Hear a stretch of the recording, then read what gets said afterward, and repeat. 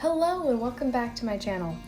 This is once again a reading of Player vs. Player by Reyna on AO3. This is a violent work of fan fiction, so if you don't like that or if it's triggering for you, I would please go do something else. And without further ado, please enjoy my reading. Thank you. The first week had been a blur. That's not to say that she didn't remember any of it, or that she wasn't aware of it. She did remember bits and pieces here and there, but they were hazy, muffled. It felt like she was experiencing the world through a thick layer of molasses, unable to touch or feel anything without a buffer between it and herself. It was shock, she knew. Shock and guilt, and maybe even a little bit of horror that she was even capable of doing what she had done. No one ever wants to think that they're the bad guy. They want to believe that they're just doing what they have to, that all of their actions have a greater purpose, that the ends justify the means. Justification is the enemy of growth. Sasha hadn't needed to do what she did. She could not and would not try to justify it. So shock had invaded her senses and taken her hostage, leaving her as a prisoner in her own body, left to do nothing other than wallow in her own self-pity. Pathetic, really. Sasha will admit that she can be pretty short-sighted at times. The reason she'd been in the sewers in the first place, the reason she'd sought out Anne, had been to take her out of the game before things got too hectic. They had a disagreement, yes, but Sasha wasn't heartless, nor was she stupid. This world wasn't theirs, and there would be no point in getting themselves wrapped up in whatever the hell Grime had going on. There was collateral damage, and then there were avoidable casualties. At the very least, she could make sure that Anne didn't end up as the latter, even if she wasn't exactly thankful for it. But then her stupid ego had to get in the way. Her stupid big mouth just couldn't stay shut. Anne had always been easy to rile up. She had a big heart, and while getting her to stand down hadn't been a problem in the past, that little incident at the tower had been plenty proof that her status as best friend wasn't going to be enough to smother the flames of Anne's big heart. One little misplaced barb devolved into an argument, which devolved further into a full-blown sword fight. Sasha, with her stupid, short-sighted tendencies, just had to get the last word in. Just had to win. She always had to win. Anne lunged, impaling the floor where Sasha's foot would have been. "I am done with you deciding who I get to value." Her words were hot like oil, splashing over the sides of a pot and raining their burning droplets onto unprotected skin. Something like defeat, like desperation, clawed its way up into Sasha's throat in the face of it. Anne swung her weight, using the sword as leverage to get a good kick into her midsection and knocking the air out of her lungs. "I am done letting you control my life out of some stupid fear of rejection." She was choking on it, the taste of desperation, fear, and maybe a little bit of bile. She was losing Anne, losing everything she'd worked years to attain. "I was trying to protect you." Anne's eyes flashed blue, a bright electric color that forced the hairs on Sasha's arms to stand at attention. "You were protecting yourself." The words were a shout, but also a laugh, as if the very notion of protection was a joke, as if years of carefully placed barbs and strategically crafted friendships meant nothing, as if Sasha hadn't spent years watching Anne's back just like Anne watched Marcy's. As if Sasha hadn't tolerated so many people, so many comments, so much stupidity just to guarantee Anne's happiness. She saw red. Time froze. Stupid. She had been stupid. She knew that the weapon she wielded wasn't a toy. She knew that Anne could get under her skin. She knew that their little game wasn't really a game, that her actions had consequences, and not all consequences could be smoothed over with an apology and a promise to do better. She knew. This world was a lot of things, gross, weird, impractical, and almost certainly seconds away from collapsing in on itself at significant point in time, but Anne cared about it. Of course she did. Anne always cared. She was a creature of the heart, after all. Sasha had never been a creature of the heart. She was barely even a creature of the mind. That wasn't to say that she didn't care about anyone or had an incapability to love. Her nigh unshakable loyalty to Anne was proof enough of that. But Sasha had known from a very young age that she saw the world much differently than everyone else around her. Relationships are like cords, strings, ropes, whatever you want to call them. They wind around one person and tied them to another and another, so on and so forth. The entire world was full of those ties, so many that they wrapped not only around the people connected to the end, but also each other, until they spun themselves into a spiderweb of complicated emotions, loyalties, and attachments. Sasha had learned, at a very young age, how to tug on the cords. Like a spider sitting upon her web, she learned to wait and listen, how to pull and when to do it in order to ensure the best outcome. Everyone cares about someone, and new strings are much too easy to create. Just a few words said in a sympathetic tone, just an appeasing smile with an indulgent laugh, and presto, she'd add another chord to her collection. And she'd created quite the collection. Back home, she knew the names and faces of every person in that school, in that town. She knew when to smile, when to laugh, when to bow out, and when to stand tall. She'd gotten every single one of those cords wrapped around her fingers, dancing as she pulled and tugged like she was playing with a cat's cradle, a puppet master in disguise. She'd thought herself invincible. But she'd miscalculated. She'd wrapped all of the cords around her hands so that she could tug on them, and they could not tug her back. They did not have enough traction to do so. All but one. She'd met Anne when she was so young that she couldn't remember how. So young that she hadn't even learned yet how to manipulate the cords. And so that string had been cast, outwards and upwards, to rest directly over Sasha's heart. It was secure, and Sasha had learned how to tug on that one just as much as the others. But she'd also learned that one. That one could tug back. The first time it had really hit her that Anne held a much different place in her life than others had been when they were 7. Anne had come to her crying, saying that some brat with red hair had made fun of her because her lunch looked like dog poop. Sasha knew who the red-haired brat had been, and she'd known that starting anything up about it would lead to more consequences down the road. If Anne had been any other cord, she could have laughed it off, could have encouraged Anne to take care of it herself and kept her hands clean. But Anne wasn't any other cord. It had felt physical then as it did now, like there was really a rope tied around her heart, and those big brown eyes looking up at her through tears had wrenched it tight. Sasha always knew what words to say, always knew how to win. The world was a game that one could easily win. All they had to do was pull the correct chords. Anne's cord was a complication, but one that she handled with grace. All she had to do was make sure that Anne was always right beside her, always with her, and that cord would never tug back. All she had to do was keep her on a leash, keep her close and safe, and she wouldn't have to deal with that pull, that vulnerability. For a while, that had worked. It still tugged occasionally, but usually all she had to do was put on her stern face and it would stop. Anne was just as tied to her as she was. Then the tower happened. She'd felt a cord pull that tight before. Never. She thought it was going to snap and take her heart with it. That fight had been a wake-up call in a lot of ways, but the one that had stuck with her, that no matter how hard she tried to pull back, tried to wrestle back that cord, Anne had stood tall. She'd planted her feet, looked her dead in the eyes, and refused to budge. It had been like trying to play tug-of-war with a brick wall.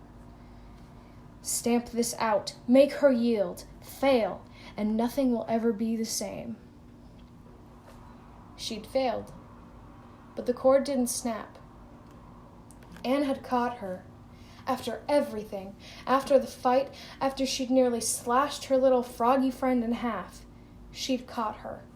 She'd held on to her with everything she had, stared down at her as they held on from a certain death by the skin of her toes, and promised that they'd be okay.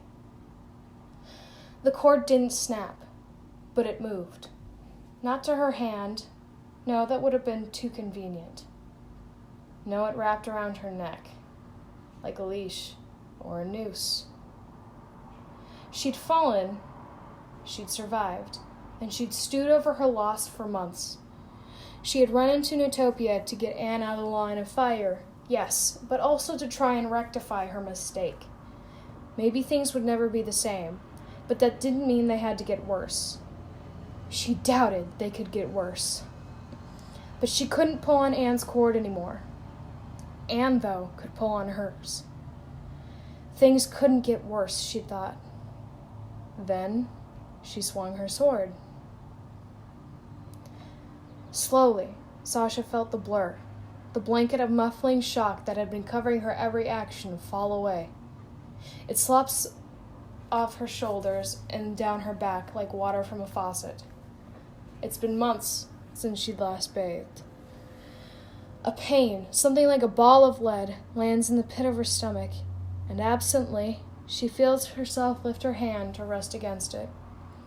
Then she blinks because the ground beyond her hand isn't dirt or canvas. It's stone. Sasha raises her gaze from her feet and feels every drop of blood in her body go rushing toward her toes. Anne's sleeping face is less than a foot away from her own, laid in a bed meant for newts much larger than her. She looks small, tiny, like a doll, with her limbs a pallid color that, in the moon's crimson glow, has her blending into the bedsheets. Her hair hangs around her face, a halo of curls that months of neglect have turned into a messy afro that she has to resist the urge to bury her fingers in. Panic rises in her throat. She stumbles back, eyes wide, and flicking around the room for some sort of explanation as to where she is and how she got there. Is this a dream? A nightmare? Some sort of horrific purgatory she's managed to land herself in for payment of her sins? No, it's an utopian hospital, with clean, barren tan walls and large open windows that show the cityscape below. An open balcony allows for the moon to shine through, its crimson rays staining a portrait across the floor that makes what little there is in Sasha's stomach turn. Some potted cattails dot the corners of the room, but for the most part, it's barren. The only furniture in it being Anne's bed and an uncomfortable-looking metal armchair most likely meant for visitors. A display like some strange archaic form of heart monitor sits beside the bed. A rubber string of some sort is wound around Anne's upper arm. An IV is placed into the wrist of the other. Sasha's stomach drops as her eyes linger on her wrists. Wrist. Bandages are wound around the left, tight and thick strips of gauze that seem to glow in the dark. Her left wrist. Her dominant hand is gone. Sick. Sasha feels sick. Sick, tainted, evil, gross, wrong, vile. One shaking hand grows a mind of its own and reaches outward as if to touch Anne's still cheek. Her skin is cold. Sasha runs before she can throw up on Anne's unconscious body. They're in a war. It shouldn't be so easy to forget that fact, yet Sasha finds it and still manages to slip her eye more often than not.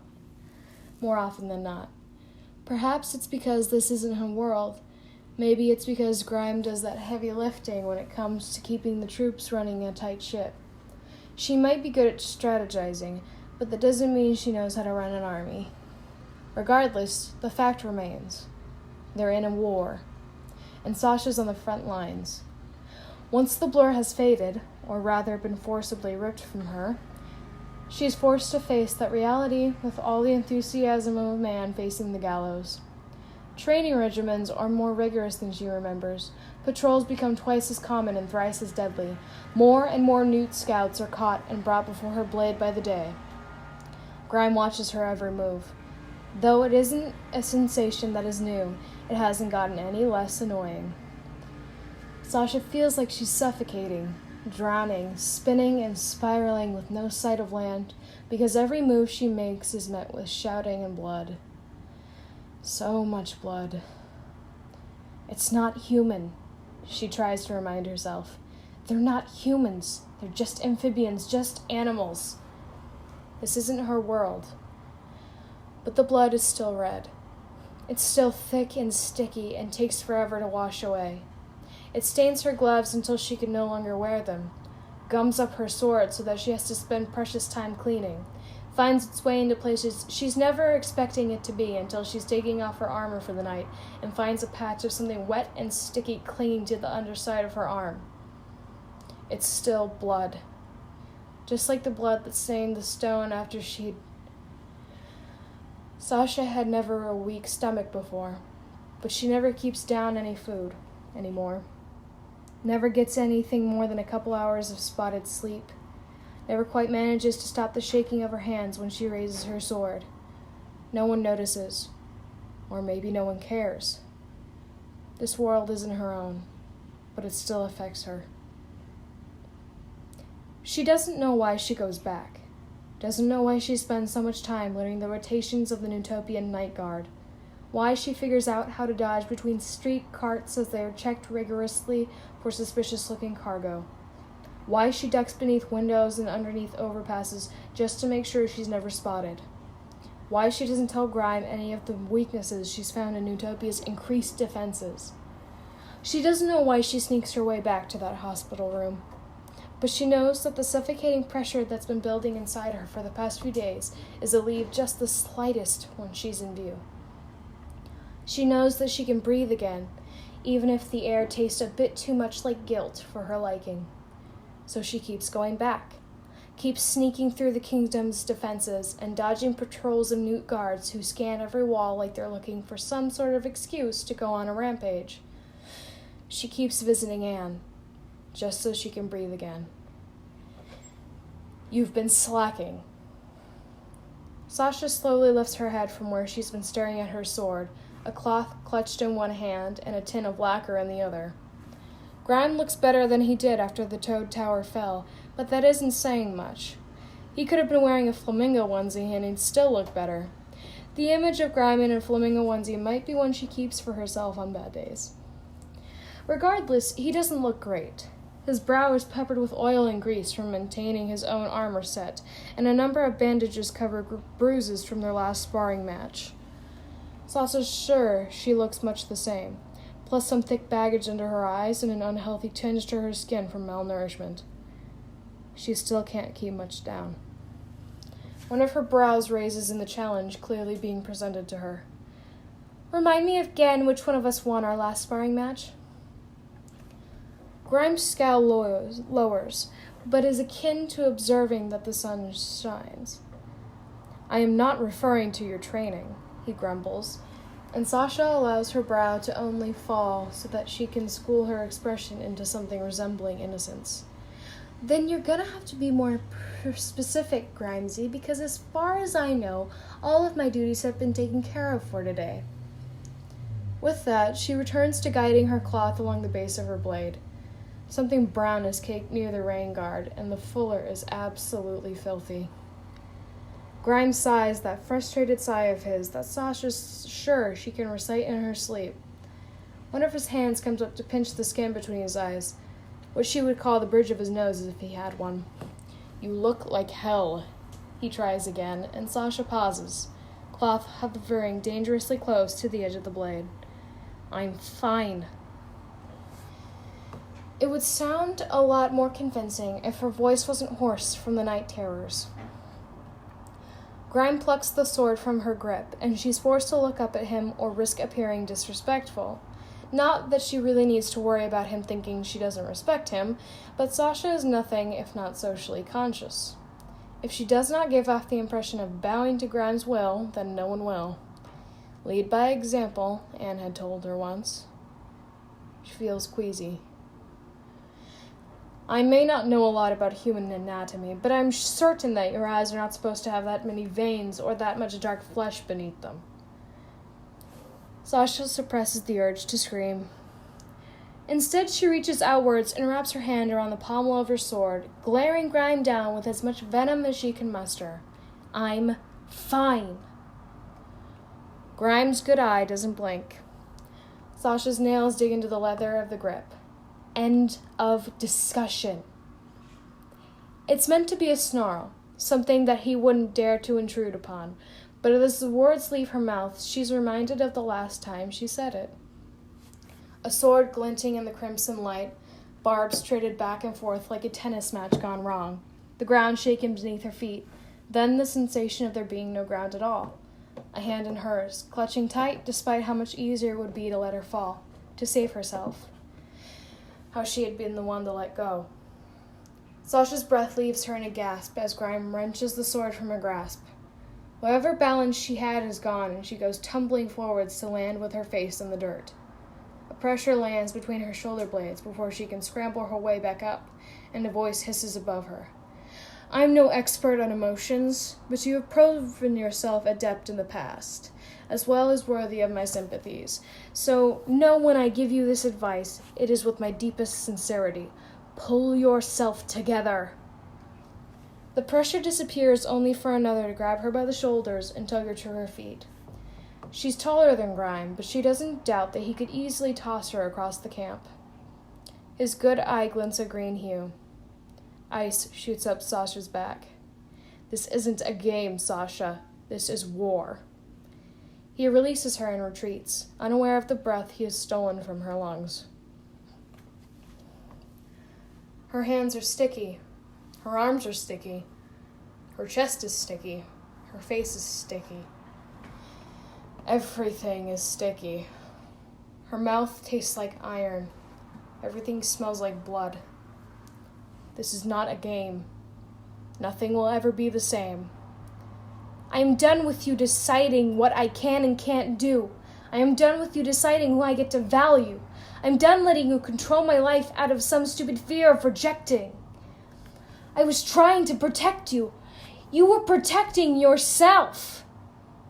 Steel rips through flesh. Sasha wakes up with a name on her lips and tears on her cheeks. How's therapy going? She's here. Sasha presses herself against the wall, trying to suppress the sudden urge to curl into a ball and scream. It feels like her heart is trying to make a frantic escape from her chest. It's fine. Anne's voice is just as cheerful as she remembers, almost dismissive in its normalcy. Doc says that we can take the bandages off by the end of the week. Then it's just a couple of days with the compression sleeve and I should be good for a prosthetic. That's great, another voice squeaks, and Sasha can feel the hairs on the back of her neck rise. Soon you'll be out and about, good as new. Not so fast, Sprig, the first interrupts, not sounding terribly convinced. How about the other arm? Any progress with that? I've started writing, Anne offers, though the tone is sheepish. A sigh follows, heavy with something like exasperation, but much more fond. Anne, I know, Marmar, it's just been a pretty hectic week, and I've been really focusing on trying to get my strength back up. I'm sorry. Don't. A sharp intake of breath, then a slow release of it. She can hear a mattress dipping beneath the weight of someone sitting down. Don't apologize. Remember what we talked about? She can practically hear Anne's eyes roll. The recovery is a process. Yeah, whatever. That doesn't change the fact that your body has undergone some pretty significant changes in the past 2 weeks and is taking time to process that, just like you should. There's no need to rush. There's an intake of breath, likely because Anne's about to argue again, but another voice interrupts, this one deeper than the two and ragged from age. Marcy's right, Anne. You really shouldn't be pushing yourself this much. I'm pushing myself? Anne cries, incredulous. You lost nearly a third of your blood supply. That doesn't replenish itself overnight. You're lucky you didn't die. Anne cuts her off with a bitter laugh. You haven't slept in weeks. You look like the Walking Dead. Girls. The elderly frog, Hop Pop, her brain supplies her with helpfully, pleads. And you have been sleeping for weeks. Your body has to recover from that lack of activity. You can't be trying to run a marathon after being in a coma. Marathon? I just wanted to stretch my legs. For 2 hours? What the fuck, Anne?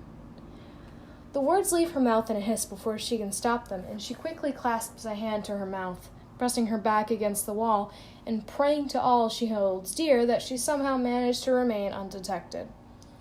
Fortunately for her, they're too preoccupied with their arguing. Hey, the younger frog squeaks. Anne's already learned her lesson about lying about how she feels. Remember the mushroom incident? There's a moment of silence that Sasha doesn't know how to begin interpreting. If she says she's feeling okay, she's feeling okay. Right, Anne? Another beat of silence. Mushroom incident? Anne lets out a sigh that sounds somewhere between a laugh and a sob, but is quickly cut off. It's a long story, I'll tell you later. And you're right, Sprig. I'm feeling okay. And I'll tell you guys if that changes, I promise. Sasha can't help herself and slowly peeks around the doorframe.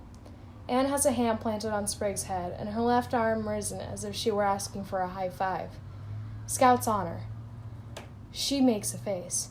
Does that really count if I could still punch you with my stump, Marcy? Please don't call it your stump. What else am I supposed to call it? Your arm? I vote for stump! A small wet blob of a thing jumps up from where it had been hiding behind the elderly frog, and Sasha almost jumps out of her skin at the sight of it. Stumpy! The frog currently under Anne's hand raises his fists in agreement. A smile pulls across Anne's face, and Sasha feels like someone has socked her in the gut. She looks so happy, normal, like nothing even happened. A beeping noise emits from somewhere, and she reaches down to pull out of her phone out of her pocket. And that's my cue. Slowly, she raises her gaze back up to Anne. I'll see you for lunch tomorrow. Anne's smile drops like a stone. Is that when your shift ends? No, that's when my break is. She shrugs her shoulders, and her cloak moves much more than it should, like her shoulders are too thin to hold it up. Her back is to Sasha, but she can make out the thin, taut look her skin has taken. I don't get off until Friday morning. Anne frowns. Marcy. There's been reports of something sneaking into town. We don't know what or where they've been sneaking off to, and the toads haven't made a move in weeks. People are getting antsy, and we can't hold a martial presence forever. A beat. Anne doesn't look happy about it, but she doesn't open her mouth to argue. She reaches out and gently tucks a couple of curls behind Anne's ears. It's been washed since she was last here. I'll be okay, I promise. I've handled worse. Anne looks like she desperately wants to say something, but is holding herself back. Finally, she sighs. Come on, planners. I'll escort you back to the hotel. The second they leave, Anne deflates. No, not deflates. She disappears. Anne as she knew her, as she's always known her, is gone. The Anne who has just been in place, just as chipper and stubborn as always, falls away, to be replaced by a girl whose entire body shakes with the strain of keeping herself upright, whose eyes almost immediately spill over with tears, whose hand comes up to press against the place where her other hand should be and clutches it tightly to her chest, a bitter laugh racking her body. Stumpy, she whispers, and the tears slide down her face. Frog, help me. Sasha's breath leaves her. She runs. Report? Sasha resists the urge to shuffle her feet. Instead, she plants them strong and forces her back up straight. She is easily the tallest in the room. Newts have upped their security again, she begins. A set of continuous patrols have been spotted along the city walls, with no more than a minute between them. Incoming traffic has been completely halted, and the sewers have been completely sealed off for all but a few essential workers. Grime grunts his disapproval. An air assault? Another lieutenant offers. He makes a noise, considering. Not recommended, Sasha remarks. Newts are known for having some of the best archers in all of Amphibia. Then what would you suggest? Grime grumbles petulantly. Sasha purses her lips and tries not to think about who is currently inside the city walls. Tries not to remember the feeling of her sword cutting through flesh. We could wait it out, she suggests, cautious. We've got them surrounded, and all of this upped security is taxing. They're going to tire themselves out. If we keep them on the defensive, they won't be able to call for reinforcements or supplies. We're already halfway to a siege. And what of our own? A different toad barks, his face screwed up in distaste. Normally, Sasha would be looking for a way to exploit that, or to make it vanish altogether. Now she can barely muster the energy to care. Captain, we've all been out here for months, and nothing has changed. We're tired, undersupplied, and underfunded.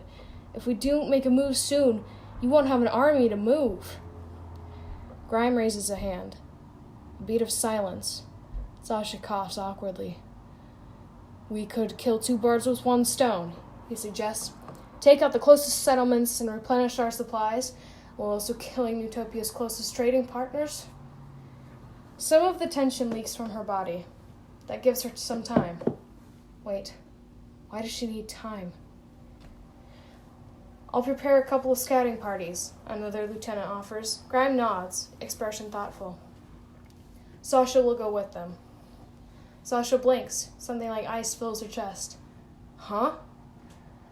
You're the smallest and most light-footed of us. You're the best choice for scout. It's a logical argument, but not the one he really wants to make.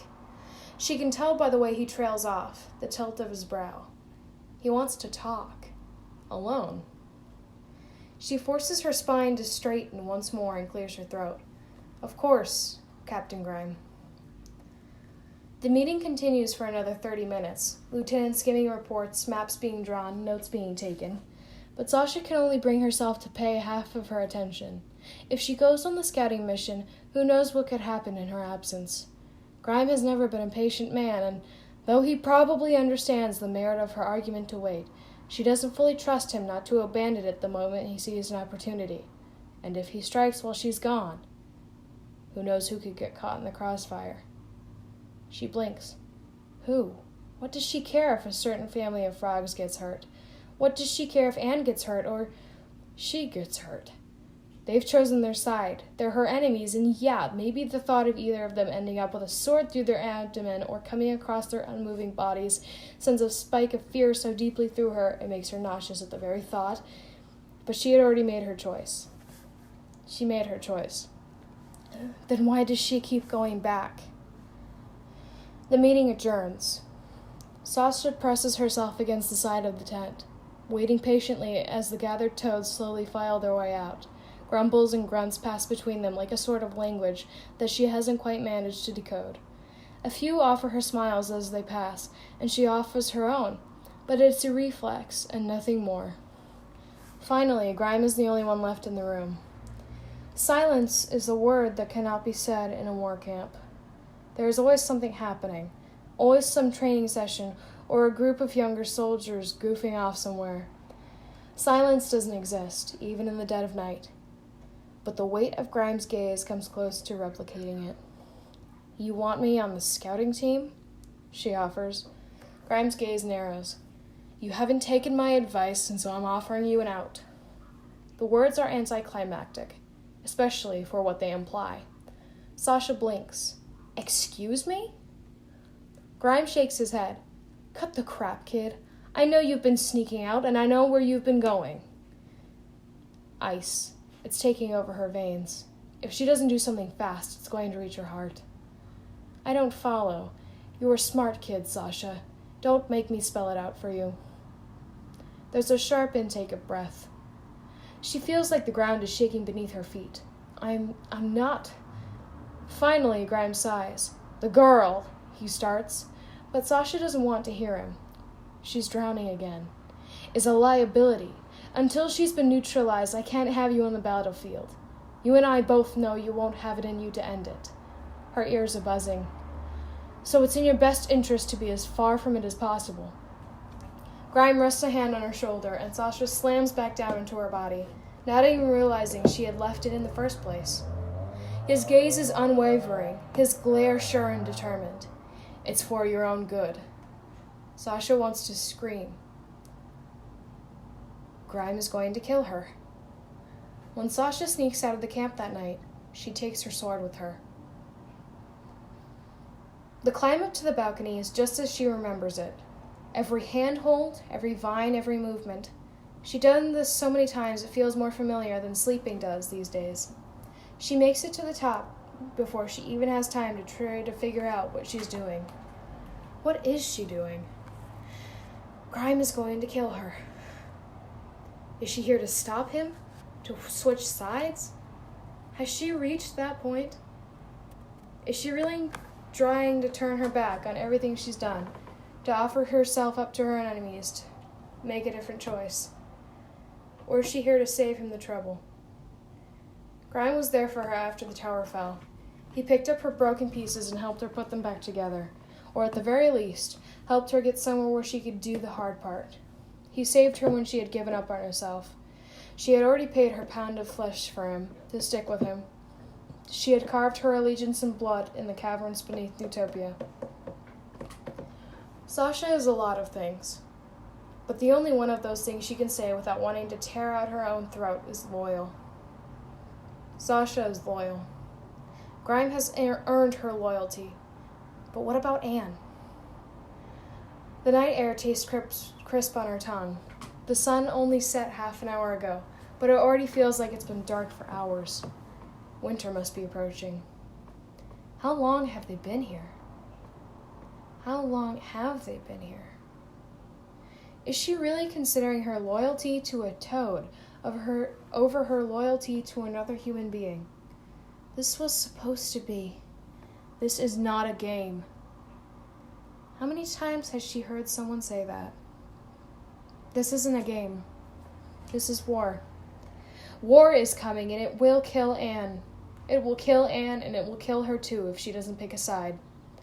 This might be her world, but it is a world, and she has to draw her loyalties in the sand before it's too late. She sighs and enters the room. No matter how many times she sneaks in here, there's never been an increase in security.